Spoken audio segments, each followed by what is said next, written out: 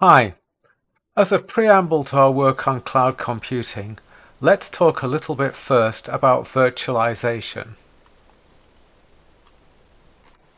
So in this talk we're going to try and answer three questions, three issues.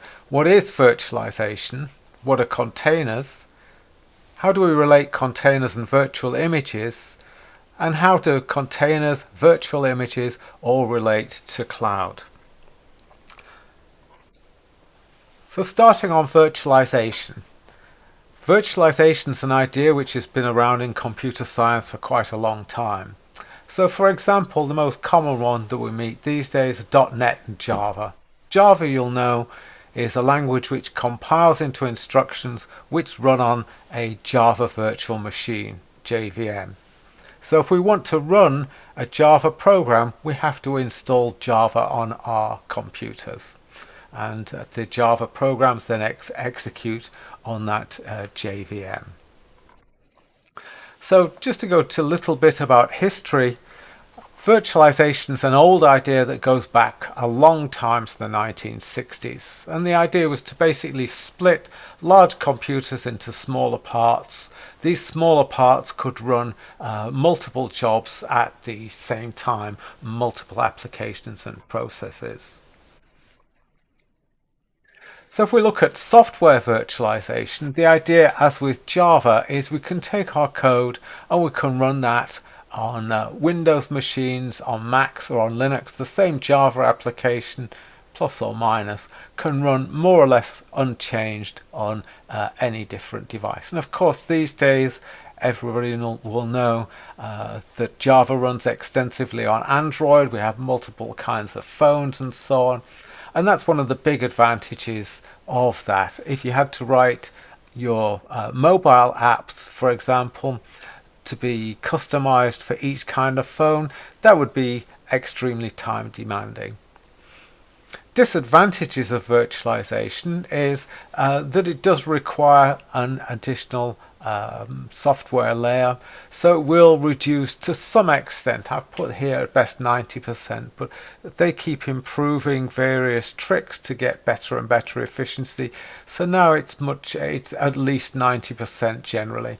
However, there is limited access to the specific hardware. So if you knew that some hardware feature on the computer gave you a big performance boost and you're running through a VM, you wouldn't necessarily get access to those features.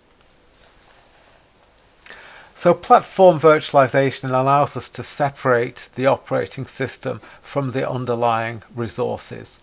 So classic kind of examples, if we take VMware or VirtualBox, which is an open source equivalent, that will allow us to run, once we're running VirtualBox VMware, we could be running a Windows application, we could be running a Linux or Mac or whatever. And the various kinds of well-known platforms, I've mentioned VirtualBox VMware. The other well-known one is the one which Windows uses, which is called Hyper-V. So this is quite well-developed hardware. So we very often meet a server virtualization where the operating system, we can have multiple operating systems running on the same physical machine. Each operating system thinks it's got sole control of the hardware. The hardware is very often virtualized, and the virtualization software will actually emulate different kinds of hardware that the software expects. It doesn't require any significant product or process changes. So hardware virtualizations, we've got a couple of things going on here rather than just software. Is essentially we can set up our hardware to run native virtualization, native virtual machines.